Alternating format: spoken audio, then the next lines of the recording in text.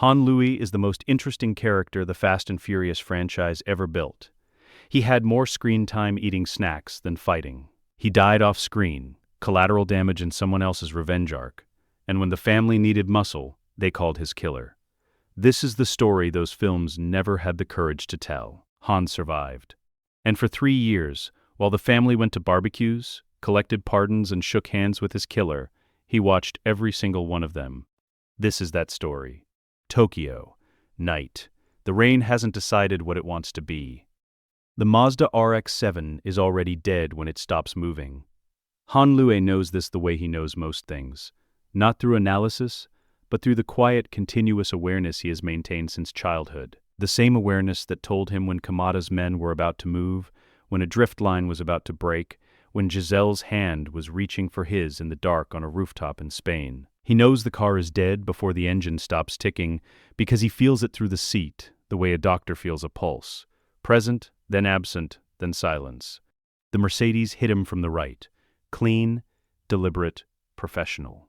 The fuel tank, rear-mounted in the FD chassis, a design flaw that the racing world addressed with secondary bladder systems long before Han had this particular car built, ruptured on contact. He felt the temperature change, felt the pressure drop, felt, underneath the spinning world of the crash, the 4-second window opening like a door. He had 4 seconds before the bladder gave. He used 3.5. The roll cage Sean had specified, obsessively, annoyingly, at the kind of length that only makes sense in retrospect, had deformed on impact, but held its geometry where it mattered. The driver's side tunnel, the gap between the B-pillar and the sill. Han Lu has spent 10 years making cars do things they weren't designed to do. 4 seconds was enough. He went through the chassis like water. The storm drain was there because Han had parked above it intentionally. Not because he'd planned for this exact scenario. He hadn't known about Deckard Shaw, hadn't known the degree of what was coming, but because Han parks the way he lives, always with an exit visible, always knowing where the floor drops away. He went down as the world went up. The explosion from inside the drain sounded like a god closing a door. He lay in the cold water for a long time, listening to the city absorb the noise of his death. Above him, through the grate, he saw orange fire painting the underside of the rain. He thought about a lot of things in that narrow, dark space. He thought about the Doritos in the glove box, that were certainly gone now. He thought about Sean, who would be nearby and would have to watch this and would not understand. He thought about the man who had done it, the way the Mercedes had moved, controlled, deliberate, the body language of someone who kills the way other people sign their name, and felt, with crystalline clarity, that he had 2 choices. He could surface and be found, or he could let the world think the fire was the end of Han Lu, and become something the man in the Mercedes would never see coming. He thought about Gisele. Not about her death. He couldn't think about that yet, not in a storm drain with cold water rising to his elbows, and the fire still making shadows through the grate. He thought about the specific way she had looked at him in their last week together. Steady, knowing. The look of a woman who understands the situation entirely and has made her peace with it and is still choosing to be here anyway. He had not told her he loved her enough times. He had said it, but not enough times, and never without a quality of restraint that she had always gently, correctly identified as fear. Fear of what? She had asked once. Of needing something, he had said. She had laughed, not cruelly, the laugh of a woman who has heard a thing and understood it, and found it both true and unnecessary. You already need it, she'd said. You've needed it for years. The only question is whether you're going to admit it. He was admitting it now. In a drain, with the rain coming in. A little late, all things considered. He stayed in the drain until the fire trucks arrived. Then he went deeper into the dark and began to plan.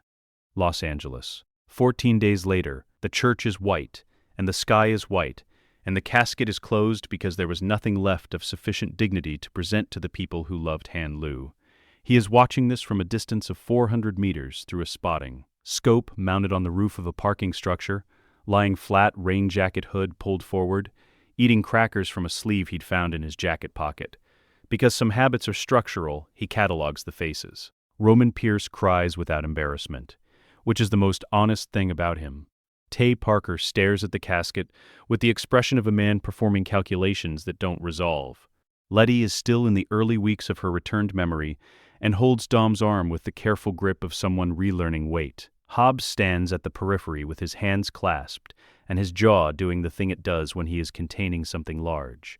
Dom doesn't cry. Dom doesn't do anything except stand at the head of the casket and hold it together the way load-bearing walls hold together, completely visibly under enormous and invisible stress. Han watches him for a long time. Then he swings the scope left, slowly, across the faces of the people who came. People he knows.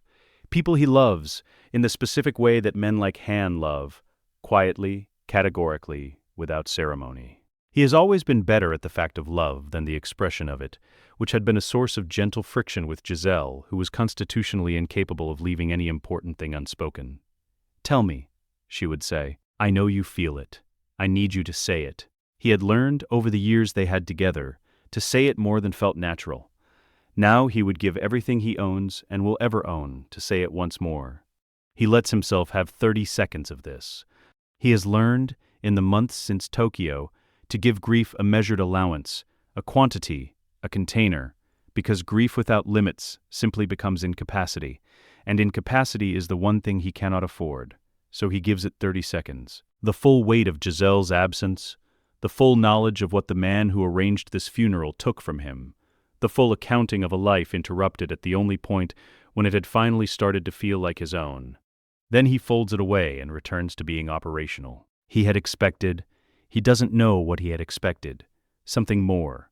Not violence, not a speech, not a declaration, but something that would tell him the family had already begun hunting the man who did this. He had imagined Dom leaving the church and walking to the charger and driving in a straight line toward Deckard Shaw's last known location, with the particular inevitability that Dom brings to everything he decides to do. Instead, a man in a suit approaches Dom outside the church. The suit is too expensive to be government, and the haircut is too precise to be private sector. He hands Dom a card. Dom looks at it for a long time. Han adjusts the scope. Mr. Nobody, he thinks, reading the man's posture. Or someone playing the role. 2 days later, the family boards a transport plane. Han tracks them from a rented Mitsubishi GTO he'd acquired using a passport that had never previously existed. He doesn't have a word for what this is, watching people he loves walk toward the wrong door, knowing they think it's the right one. They've been recruited, they're working for something now. The government has made Dom Toretto an offer, and Dom has taken it, and the man who killed Han Lu is still alive somewhere wearing his expensive suits and his soldier's posture and his absolute certainty that the RX-7 was the end of the matter. They became dogs, Han thinks, without malice. Government dogs. Well-intentioned, well-fed dogs, who've traded the street for the leash. He doesn't blame them. He blames himself, briefly and efficiently, for having believed the family was something purer than what it was. People doing their best under impossible pressure, which is the same as everyone else, and therefore the same as nothing special at all. The family had been ordinary, in the end. Extraordinary in their loyalty to each other, yes, but ordinary in the way that all people are ordinary when the pressure becomes large enough. They adapt. They compromise. They find the shape of survival and they call it a decision. He doesn't hold this against them, but he doesn't forgive it yet either. He drives to Dom's house. It takes him 11 minutes in light traffic. He sits outside for a long time, watching the windows, the dark garage, the charger sitting where it always sits, patient, enormous, certain of itself. He thinks about the last conversation he had with Dom, which was nothing important. Route logistics. He can't remember the specific words. He wishes he'd said something worth remembering. He gets out of the GTO. He walks to the charger. He takes the Tokyo Drift charm from his pocket, the one that had been hanging from the RX-7's mirror, singed at the edges but intact, recovered from the drain the morning after, and sets it on the dashboard, visible through the windshield. Unmistakable. No note. Notes can be found by the wrong people. Notes explain things, and Han is no longer in the business of explaining things. He is in the business of being a fact that cannot be explained. A fact that a man who is very smart and very careful and very aware of what he owes to the people around him will look at one morning and understand immediately, without being told. The ghost is watching. The ghost is not forgotten. The ghost is patient. He drives back into the city, and the city swallows him, and the rain comes down, and Han Lu is very thoroughly dead. The family's grief lasted long enough to fill a casket. Then, a man in a suit showed up, and they went to work. The Etihad Towers have 40-plus floors of glass and steel and the kind of architectural confidence that exists only in cities built entirely in the present tense, with no history to apologize for, and no future they're not certain of. The top floor of the adjacent building, not the towers themselves, which are watched, but the office complex across the plaza, whose security Han had assessed and quietly neutralized 4 days prior, offers a line of sight to the building's sky bridge that is, for his purposes, nearly perfect. He has been here since 3 in the morning. The preparation is always the longest part. This is something the family never fully understood about Han. They saw the ease, the stillness, the way he navigated high-stress situations with the metabolism of someone for whom stress is simply another weather pattern. They didn't see the hours before, the reconnaissance, the fallback planning, the careful mapping of every variable that might require a response. He had brought this discipline to the races and the heists and made it look effortless, because effort, visible, is a kind of vulnerability. He is not here to watch the family. He is here to watch Deckard Shaw watch the family. Shaw has set up in the northeast corner of the building's mechanical floor. Predictable, Han had thought, when he located the position 2 hours before Shaw arrived. A soldier's instinct for high ground, filtered through an assassin's preference for cover. He has a rifle Han recognizes as a Macmillan TAC. 338, suppressed, with a custom optic that handles the wind load at this altitude. He is waiting for the Lycan Hypersport to come through the window. Han has a view of Shaw's position from 40 degrees left and 1 floor below. He has a shot. He has had the shot for the last 6 minutes, watching Shaw settle into his position with the fluid efficiency of a man who has done this 10,000 times and expects it to be no different this time. The crosshairs drift across the back of Shaw's head, and Han breathes very slowly and feels, in the space between heartbeats, the clean binary of the decision before him. He does not take the shot, not because he can't, because killing Deckard Shaw here, now, like this, a single round from a building Shaw doesn't know about, from a ghost Shaw thinks is ash, would be over too quickly. Shaw would die not knowing who did it, not knowing why, not feeling the specific weight of what he took when he drove his Mercedes into an RX-7 on a wet Tokyo street. Shaw deserves to understand what he destroyed. Han lowers the scope half an inch. Below, through the glass wall of the tower, the Lycan Hypersport is airborne. The family is committed to the jump. Dom is on the nose of the car with everything he has. And Shaw is acquiring the target. His scope moving toward the airborne vehicle with the practiced ease of a man who has never missed anything he intended to hit. Han opens his laptop. The firing pin mechanism on Shaw's Macmillan is electromagnetic at its core, a modification Han had identified in a partial weapons manifest from Shaw's most recent logistics network, cross-referenced with the gunsmith and Chiswick who'd done the custom work. The modification is elegant. The vulnerability it creates is elegant too. Han's signal jammer is not elegant. It's a repurposed Wi-Fi antenna, a circuit board he'd built in a Shibuya workshop 3 weeks ago, and a transmitter running on a frequency Shaw's electronics would never think to shield against, because nobody alive knows it exists. He turns it on. Shaw pulls the trigger. The firing pin does not move. Shaw cycles the action, checks the chamber. The expression on his face, visible at this distance through the spotting scope, is the expression of a man encountering something that should not exist, a category error, a violation of physics as he understands them. He is too professional to panic. He is not, Han notes with quiet satisfaction, too professional to feel something very close to it. Below, Dom survives the rooftop. The family survives the rooftop. Shaw packs up his rifle and moves with the speed of a man who knows his window is closed, who has already begun revising his tactical picture. Han watches him go. He holds the jammer for a long moment, then sets it down. He reaches into his jacket and finds a granola bar he'd forgotten was there, and eats half of it slowly, watching the plaza below fill with the aftermath of a mission that went wrong for everyone, except the people it was supposed to go wrong for. "Not yet," he tells Shaw, across the plaza, across the noise, across everything. "Not here. Not like this. You don't get to go fast. Tokyo doesn't change, but it changes everything it touches." Han had understood this even before he faked his death, or rather, before his death faked itself for him. He'd come to Tokyo originally for the money, stayed for the speed, and then stayed longer for something he hadn't had a word for at the time, and now had two, starting over. The city absorbed him without judgment, the way very old things absorb new grief, by simply being too large and too indifferent for it to matter.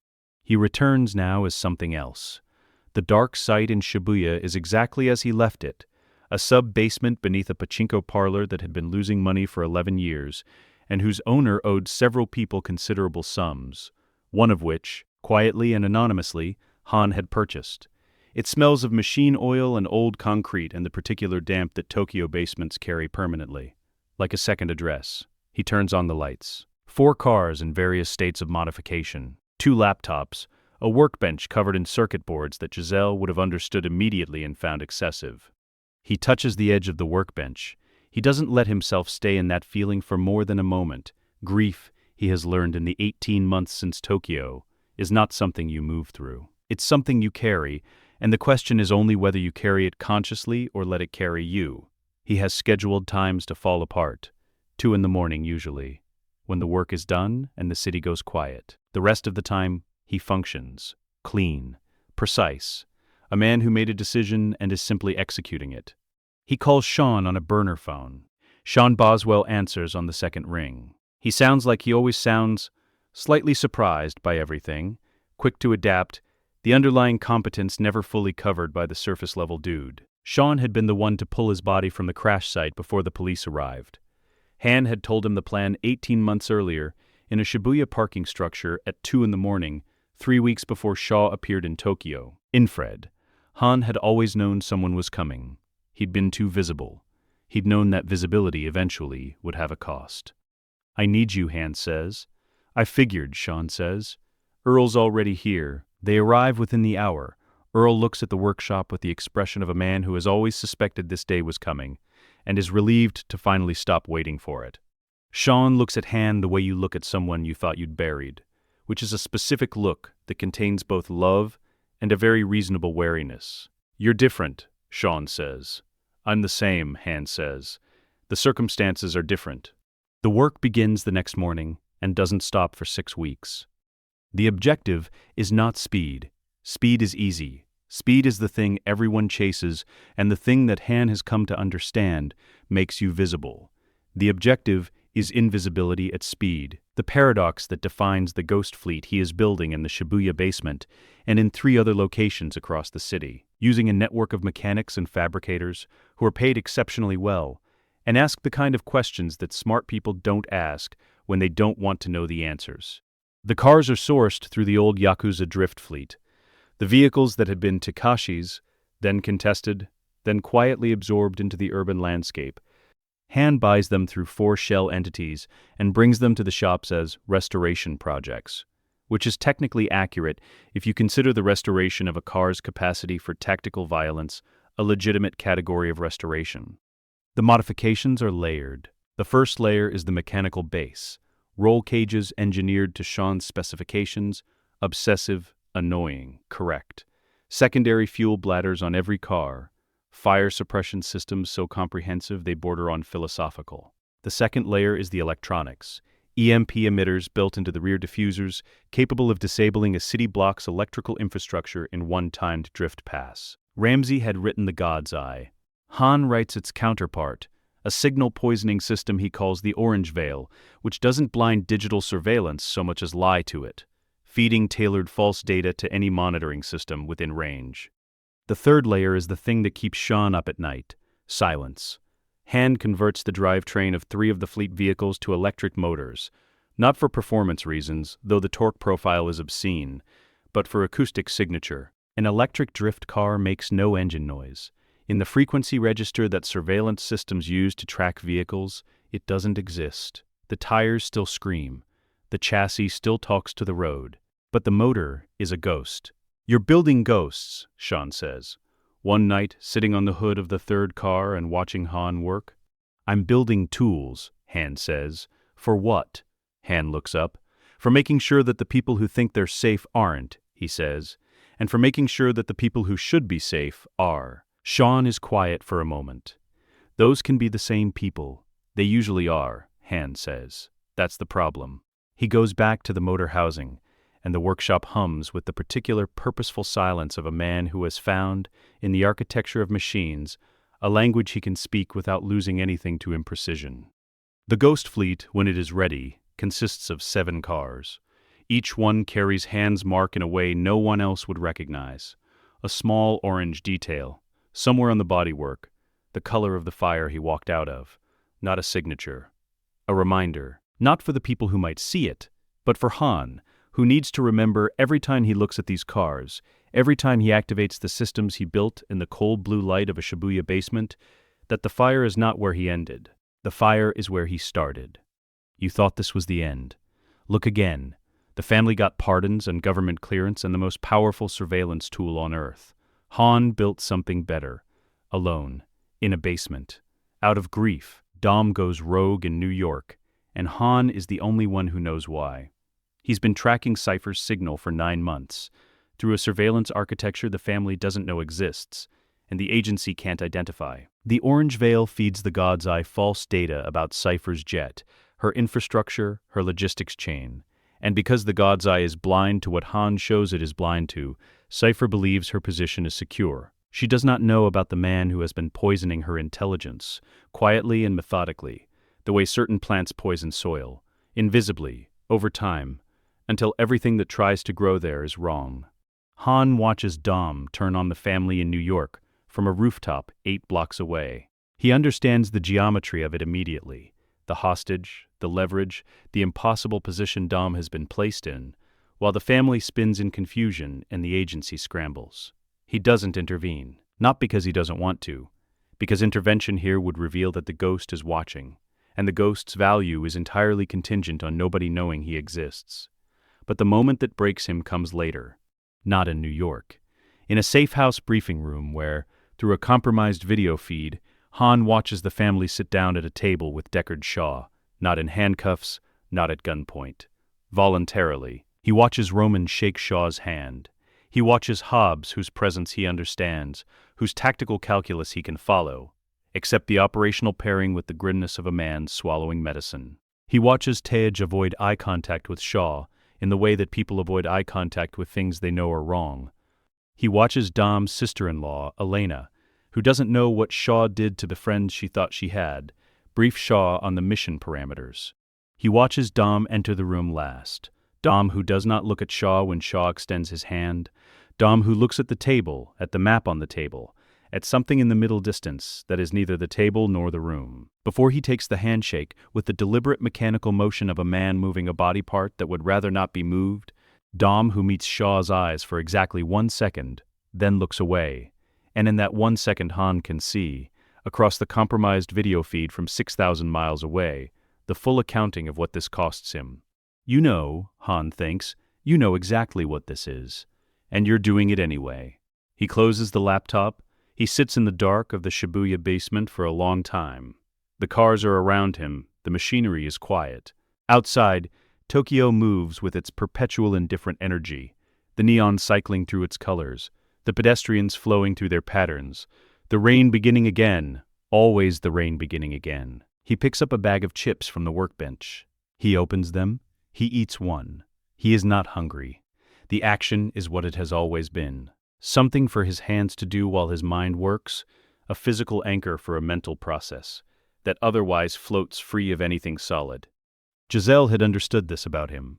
She'd found it endearing and then useful, and then slightly annoying and then endearing again, which is the arc that small habits follow in long relationships. She'd said once, in a hotel room in Morocco after a very long day, that she could tell what kind of problem he was solving by which snack he'd chosen. Chips were tactical problems. Crackers were emotional ones. He's been on crackers for 1.5 years. They invited him to the table, Han thinks. They needed him and they used that, and they told themselves it was necessary, and maybe it was necessary and it was still wrong. It was still Gisele's killer at a table where Gisele should be sitting. He puts down the chips. He needs to move. He needs to do something with this feeling before it crystallizes into something he can't control. He finds the Shaw brothers' extraction jet in the air over the North Atlantic, through a combination of transponder tracking and the kind of motivated inference that only comes from knowing your target's logistics as well as he does. They're en route to Dom's current position. The plan, as Han reads it from the fragmentary intelligence he can access without revealing his own position, is for the Shaws to function as air support in the submarine engagement. Of course it is. Han thinks. Of course the man who killed me is flying in to help save my family, he calls Sean. The intercept takes 40 minutes to arrange and another 20 to execute, using a spoofed air traffic control signal and a drone purchased through a front company in Singapore. The drone is small, difficult to detect, and equipped with a signal emitter that at close range triggers the kind of depressurization warning that aircraft safety systems are specifically designed to take very seriously. The Shaw brothers' jet pitches violently. The emergency protocols engage. The flight crew is, briefly and significantly, not in control of the situation. It is not an assassination. It is a message, delivered in the language of sudden terror, the language that professionals speak fluently and that says, underneath the technical vocabulary of avionics and hydraulics, someone knows you're here, someone you don't know about, someone who is close enough to do this and far enough away to vanish before you understand it. Deckard Shaw, Han imagines, is a man with very good instincts. He would feel this message in his body before he understood it with his mind. He would scan the incident report, the flight logs, the impossibility of the signal source, and he would arrive, slowly and with the dread of someone not accustomed to being in this position, at the conclusion, there is a phantom. The phantom is not finished. Han watches the jet stabilize from his drone feed. He takes a cracker from his pocket and eats it slowly. Han hits Dom's car at 100 miles per hour from the left side on a wet Edinburgh street, and the collision is an act of communication. Not violence, or not only violence. Two drivers, one language, the only one that actually means anything, metal on metal, weight transferred, message received. Dom's car spins. Han's car, the RX-7, the rebuilt one, the one that does not exist on any registration or any tracking system or any database that the God's eye can see, holds its line and stops 3 feet from the barrier. The parking brake and the handbrake and 2,000 hours of practice in Tokyo's wet streets hold the chassis exactly where Han intends it. He gets out of the car. Dom is already out of his. The family's mission has paused around them. Tage and Roman are somewhere behind, and Jakob's operation is ahead, and the entire Edinburgh night is pressing in with its grey European insistence. The Scottish rain is different from Tokyo's. Heavier, purposeful, the rain of a climate that means it. It soaks Han's jacket immediately and flattens his hair and runs down the back of his collar. And he stands in it without adjusting anything, because standing in the rain, in Edinburgh, delivering something long overdue, is not a moment that calls for fussing with collars. In the 30 feet between Han and Dom, there is a silence so complete it contains everything that hasn't been said for 3 years. Dom looks at Han. Han looks at Dom. His nervous system has been braced for this for 3 years. It still isn't ready. Dom opens his mouth. Han holds up one hand. Don't.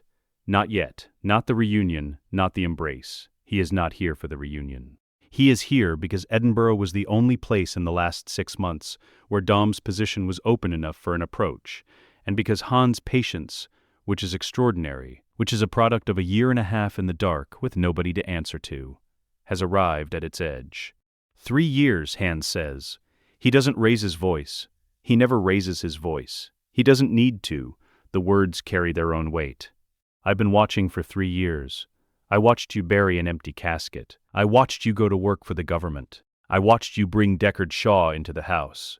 Dom says, Han, he killed Gisele, Han says.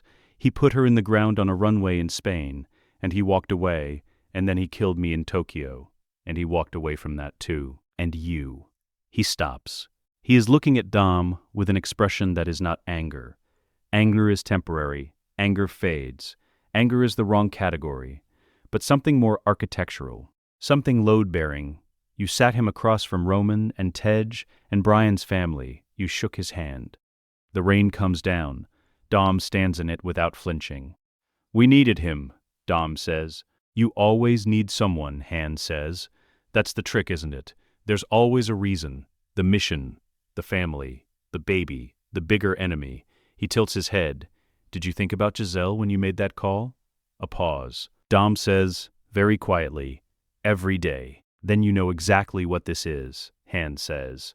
I'm not here for forgiveness. I'm not here for an apology. I'm here because Jacob Toretto is 3 blocks that way with a weapon system you don't fully understand, and because I have a fleet of cars he has never seen and never will see, and because whatever I think about what you've done, you're still Dom Toretto, and this is still the family, and I'm not going to let it burn. He walks back to the RX-7, opens the door. You invited Gisele's killer to dinner.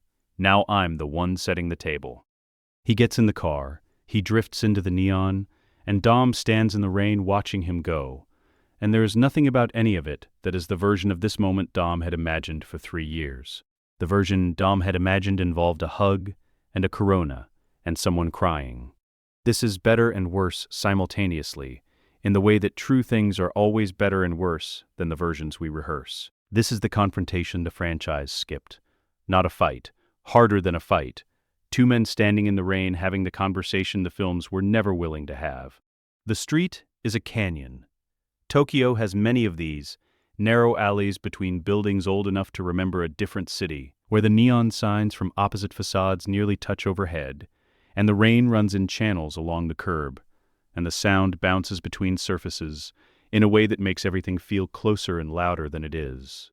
Han knows this canyon. He's drifted it 100 times, knows where the drain covers sit, where the road cambers left, where the temperature differential between the asphalt and the concrete creates a 3-foot patch of treacherous nothing at the second corner. He knows this street the way he knows himself. Deckard Shaw does not know this street. Shaw had found him, or believed he had found him, which is what Han had wanted him to believe, the intelligence he'd let drift into Shaw's vision like a leaf dropped upstream from a fish. Shaw is good. Han has never underestimated how good Shaw is. Underestimating Shaw is how people end up in burning RX-7s. He had therefore been careful to make the intelligence look earned, look like the product of Shaw's considerable tradecraft rather than a deliberate offering. Shaw had arrived in Tokyo 12 hours ago, which is slightly faster than Han had expected, and confirms that Shaw is motivated. Good. Motivated people make choices. Choices reveal character. They find each other in the canyon at midnight. Shaw's car is a modified BMW M3 that he's acquired locally. Efficient, pragmatic, slightly anonymous, very Shaw. Han is in the RX-7, the rebuilt one, the orange one, the one that announces itself before it arrives. That carries its fire color like a flag. That is the most visible car in Tokyo at this exact moment, and is visible by design because Han has decided that tonight the ghost makes himself seen. They are 40 meters apart, facing each other, engines at idle. Shaw gets out. Han gets out. They look at each other across 40 meters of wet asphalt. Shaw is exactly as he'd expected him. Not physically, Han was unconscious for most of the crash and doesn't remember the specific details of the man who did it, but in his posture, which is the posture Han has been studying from satellite imagery and surveillance footage for 36 months. Controlled. Measured. The posture of a man who has never doubted the outcome of any situation he's engineered. But there is something different tonight. Han sees it from 40 meters, in the rain, in the neon. A wariness, a quality of attention that isn't tactical assessment. Shaw is always doing tactical assessment, but something underneath it, something more personal. The expression of a man encountering a category of thing he has no protocol for. The dead, returned. You were in Abu Dhabi, Shaw says. Not a question. The jet over the Atlantic was mine, Han says. Shaw absorbs this. A slight movement of his jaw. You've been at this for a while. 3 years, the engines idle, the rain fills the silence with its noise. You want to fight, Shaw says. I want you to know what you took, Han says. There's a difference. They get back in their cars.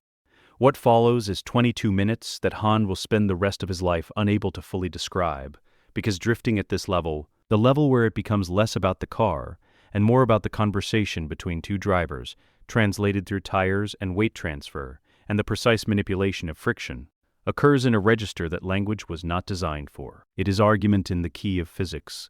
It is grief expressed as G-force. The first 4 passes are Shaw's. This is not a compliment to Shaw. It is a deliberate concession.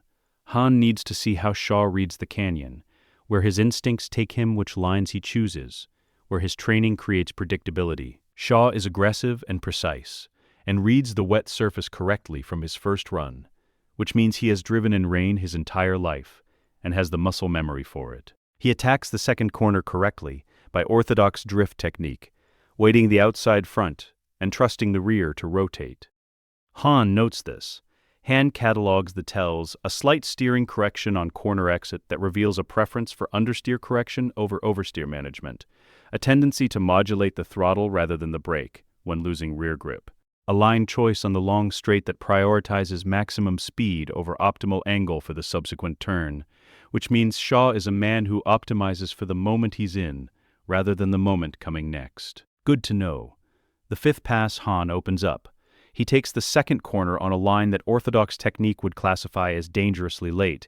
It is, and the RX-7's rear slides, 40 degrees wide, and somehow this does not result in contact with the wall, because Han has been through this corner 160 times, and knows that the drain cover at 12 meters from the apex creates a micro depression in the asphalt that acts as a pivot point, and if your inside rear wheel finds that depression at the right moment, you gain 12 degrees of rotation for free.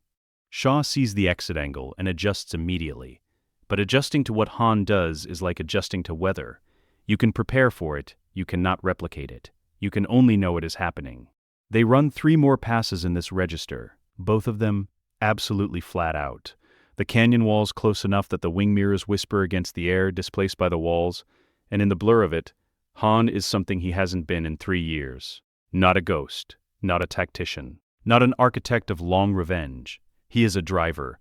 He is the thing he was before everything else. Before Chicago, before the wrong choices, before Gisele, and before Tokyo, before grief and strategy became the primary languages his body speaks. He is at speed, and speed is honest, and honesty is something he has been starving for. Shaw is extraordinary. Han knew he would be. Military background, covert operations, the kind of psychomotor precision that only comes from having survived things that shouldn't be survived. He adapts to the canyon quickly, reading its geometry with the intelligence of someone who processes space differently than civilians do. But he doesn't know the drain covers. He doesn't know the camber. He doesn't know the temperature differential at the second corner, where his tires lose 3% of their grip for exactly 1.7 meters, which is enough. Han runs the orange veil at the fourth pass, the localized smoke system, orange-colored, chemistry designed to replicate the visual and thermal signature of burning fuel. The canyon fills with it. Shaw's sensors go sideways. His rear camera loses reference. His instincts, reliable in every other context, are fighting information that tells them fire. The one thing the human nervous system cannot stay rational around. The one stimulus that bypasses training and speaks directly to the oldest and most honest parts of the brain.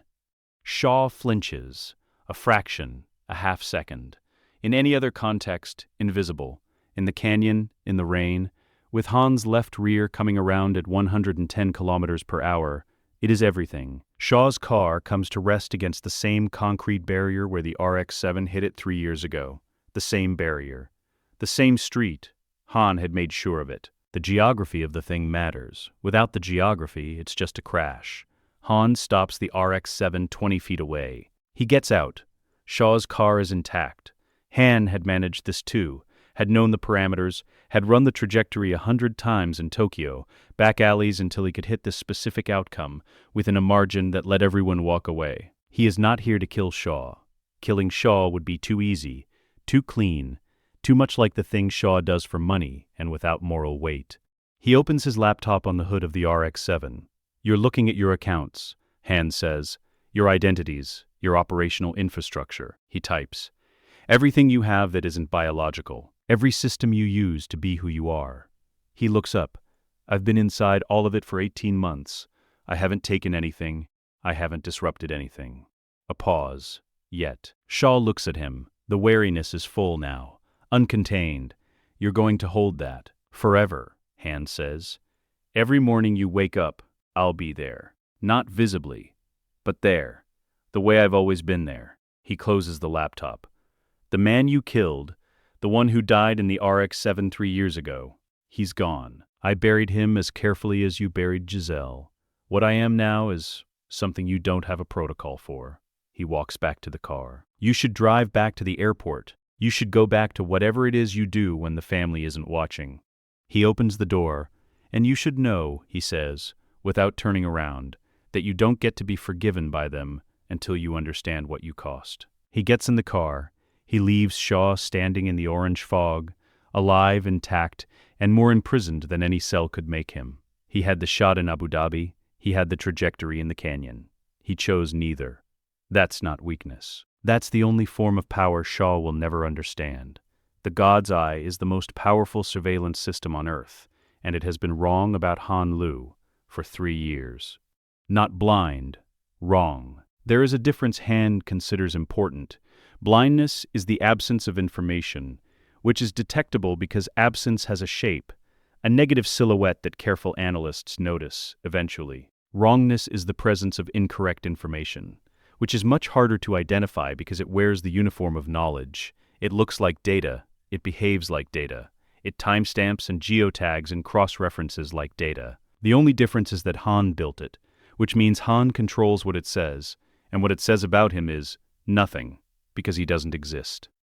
The God's Eye, when it looks for Han Lu, finds a death certificate from a Tokyo coroner, satellite imagery of a funeral in Los Angeles, and 17 months of fabricated biometric absence. No facial recognition hits, no cellular signal, no financial activity, a clean non-existence, the kind that takes an enormous amount of work to maintain, because non-existence is not the default state of a living person. Non-existence must be actively sustained, like holding your breath, except you cannot stop. It also, because Han has been feeding it for 36 months, finds the data it's looking for about Dante Reyes. Reyes is meticulous. He has rebuilt his father's infrastructure on a digital foundation that is genuinely sophisticated, Ramsey level, almost, which is the highest compliment Han's technical vocabulary contains. The God's Eye loves Dante's infrastructure the way it loves all well-organized systems. It finds it, catalogs it, monitors it with the confidence of complete information. What it cannot see is that Han has been curating what the God's Eye sees. For 36 months, he has been trimming and shaping Dante's digital profile, not falsifying it precisely, but selecting, showing the God's Eye the parts of Dante's network that are visible, and quietly shadowing the parts that connect to what Dante actually intends. The bomb in Rome, when Han locates it through the physical surveillance network the orange veil runs off its fleet vehicles, is a surprise to the God's Eye. It is not a surprise to Han.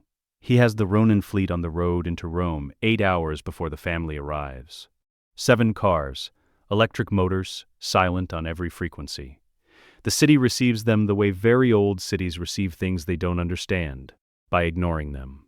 Rome has been processing inexplicable arrivals for 2,000 years. 7 modified drift cars entering through the Appia Antica at 3 a.m. is not, on the historical scale, especially remarkable.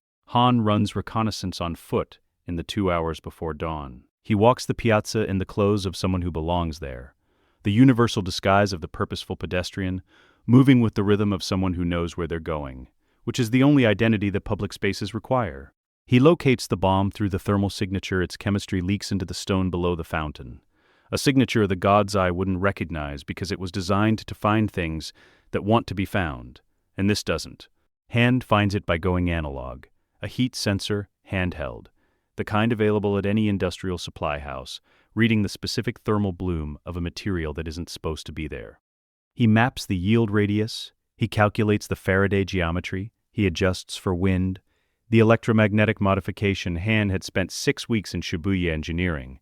The Faraday configuration, which doesn't disable electronics so much as redirect their discharge through a controlled geometric field, had never been tested at scale before tonight. He has tested it in components, in sections, in the kind of theoretical validation that is better than nothing and worse than the real thing. He is about to find out if the real thing works. The family arrives in Rome not knowing he is there. The God's Eye, Ramsey's version, sees the Ronin fleet as 7 slightly anomalous static signatures, maintenance vehicles, maybe, construction, and files the observation at a priority level that means it will be reviewed eventually, which is to say never, because eventually is a container into which the urgent always falls. Dom is driving. Han watches this through the mesh of cameras his fleet carries. Low resolution, functional, the inverse of cinematic. On a monitor in the lead car's passenger seat, he watches Dom acquire the bomb's position through instinct and proximity, watches him attach the grapple, watches him begin the trajectory that will end in the Tiber. Han releases the Faraday configuration.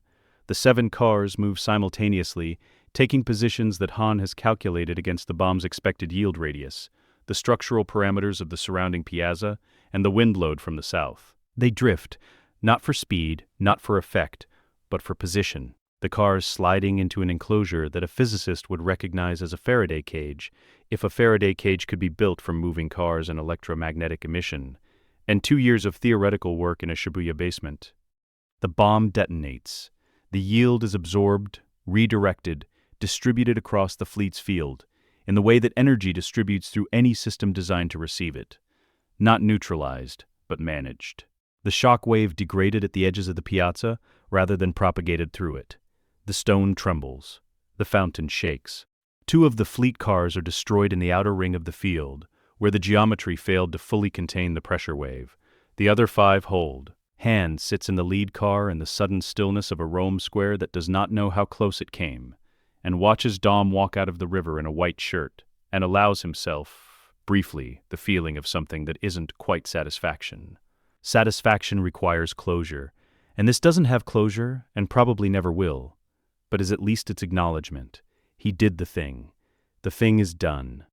Ramsey, 300 meters away, looks at the God's eye with the expression of someone encountering data that doesn't resolve, and says, to no one in particular, there are 7 vehicles in the piazza that weren't there 6 minutes ago, and now 2 of them are destroyed, and I have no idea who they belong to. Han was already driving. He doesn't stay for the barbecue. He never stays. Shibuya. The rooftop. The same rooftop. Han is there when Dom arrives, which means Han knew Dom was coming, which means Dom has been allowed to find him. A concession that Dom understands, and that tells him more than anything Han could say. The ghost has decided tonight is for conversation. The Tokyo skyline does its Tokyo thing, a thing that never fully makes sense in photographs, that requires the specific quality of this air, this humidity, this layered light from 10,000 signs and streets and towers. To communicate what it is a skyline that does not rest, it pulses. It reminds you that the world is always at full speed somewhere, always lit, always in motion, regardless of what has happened in the dark corners where people like Han live. Dom has a Corona. He offers it. Han looks at it for a moment. The green glass, the moisture condensing on the outside, the simple visual grammar of the offer. This is what we do. This is how we come back to each other. This is the ritual of the family. He has watched this ritual for years, from rooftops and parking structures and darkened sedans and satellite feeds. He knows what it means. He doesn't take it. Dom sets it on the ledge between them. Rome, Dom says. Don't, Han says. I need to say thank you. Don't. Han's voice is not unkind. It is the voice of a man who has thought about this conversation many times and knows which roads lead somewhere. Thank you is what you say to someone who had a choice. I didn't have a choice. That's the family in Rome. Whatever I think about the family stays alive. Dom looks at the city. Then what do you want? Han is quiet for a long time. In the silence, the Tokyo night continues its work. The neon cycling, the rain threatening but not arriving. The sound of the city's 10 million private stories running simultaneously and intersecting occasionally, and never knowing what they mean when they do. I wanted, Han says finally, using the past tense precisely, for you to have hunted him. When I died, when you thought I died, I wanted you to have burned everything down until you found him. He pauses, not for revenge, not even for justice, because hunting him would have meant that what happened to me was irreplaceable, that my absence left a hole that nothing else could fill. He looks at Dom. Instead, you went to work for a man in a suit, and Gisele's killer went to work for you. It wasn't, I know what it was, Han says. I know the logic of it. I've had 3 years to follow the logic, the mission, the family, the greater threat. I can see every step of every decision, and I know exactly why you made them, and I'm telling you that knowing the logic doesn't mean the logic was right. He turns back to the skyline. The family grew too big, Dom. Somewhere between the vault and the cipher and the submarine, you stopped remembering the faces of the people you lost. You remembered the family as a concept. You forgot it as a collection of specific people who were irreplaceable. Dom is very still. I remember Gisele, he says quietly. I know you do, Han says. I know you remember her. I'm asking if you remember what it meant when she was gone. Not the grief. You're good at carrying grief. The recalibration. You look at everything ahead of you, subtract one person, and rebuild the entire map around that absence. He pauses. You didn't do that. You folded it into the mission. You kept moving. The city hums between them. Dom picks up the Corona from the ledge. He holds it without drinking it. What would you have had me do? He asks.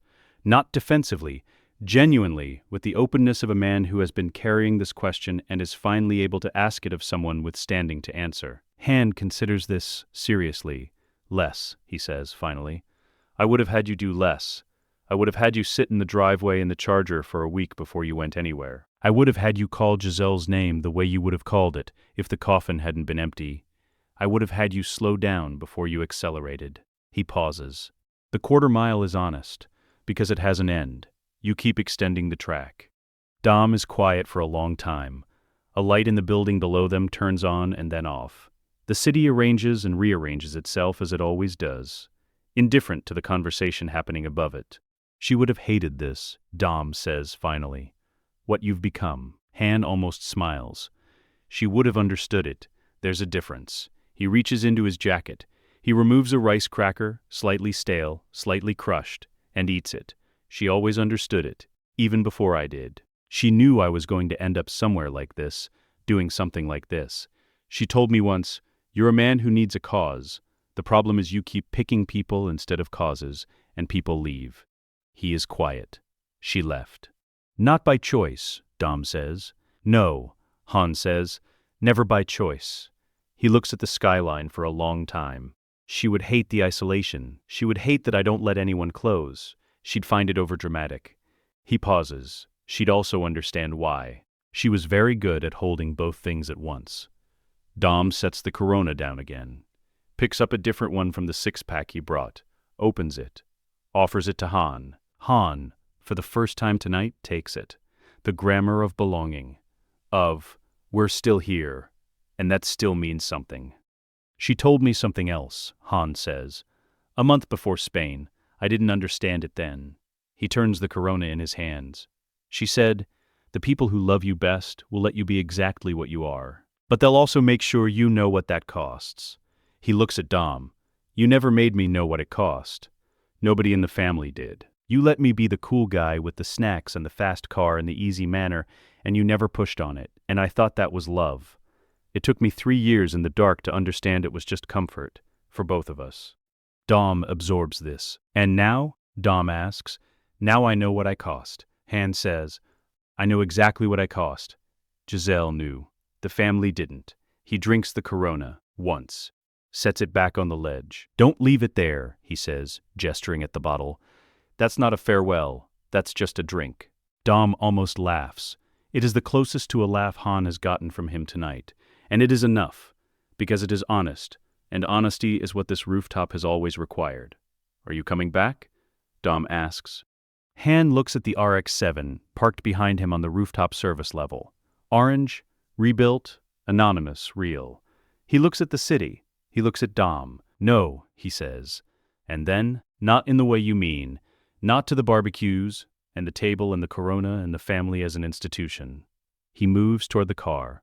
But I'll be where I've been, in the dark, in the margins, watching the people who move against you before you know they're moving. That's not a life, Han, Dom says. Han opens the car door. It's the life I built, he says, without bitterness. Out of the one I had, which is what you do when you're still alive and the person you loved isn't. He looks at Dom one last time.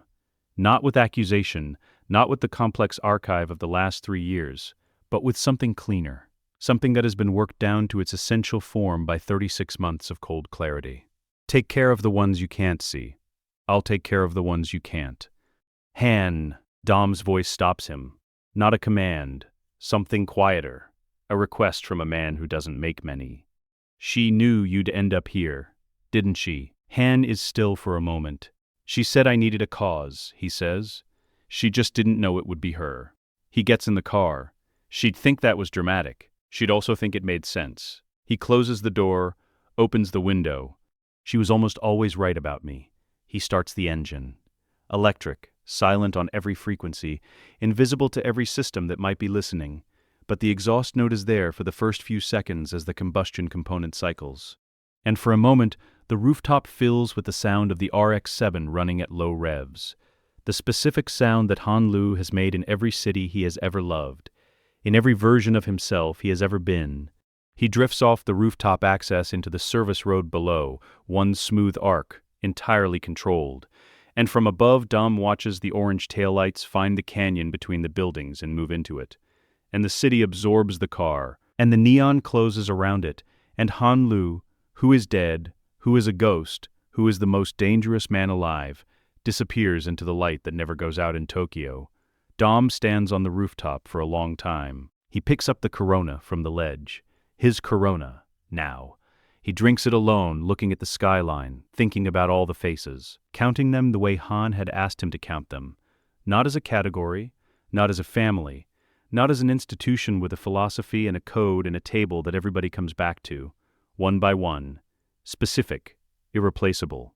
Gisele, Elena, others, the people for whom the track had an end, and the end came too soon, and nobody had slowed down enough in the aftermath to make sure the weight of that was fully carried before the next mission started. He finishes the Corona. He sets it down. Somewhere below, in the city that never dims, a single orange tail lamp clears the last corner of the canyon and disappears. The city closes over it like water closes over a stone, smoothly, completely, with no indication that anything was ever there. Only Dom knows. And Dom will not forget. Below, in the city's permanent running light, a single orange tail lamp rounds a corner and is gone. Shaw got to walk away. The family got to move on. And Han Lu, dead, ghosted, erased from every system on Earth, saved all of them. Multiple times, without a handshake, without a seat at the table, without a single Corona that was meant for him. That's who he always was. They just never looked closely enough to see it. Now, the question this video doesn't answer. Gisele fell from that plane in Spain. Han watched it happen. And Han is a man who parks above storm drains, who builds exits into every car he drives, who told Sean the plan 3 weeks before it was needed. Did he teach her anything? What if Gisele survived Spain, and Han was the only one who knew? That video is already written. Subscribe and hit the bell. It drops soon. See you in the dark.